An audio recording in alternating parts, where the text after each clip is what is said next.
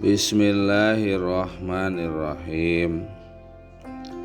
Paslun ari ieu eta hiji pasal. Mubtilatu tayamumi ari pirang-pirang anu ngabatalkeun kana tayamum. Eta salah satun ayat 3.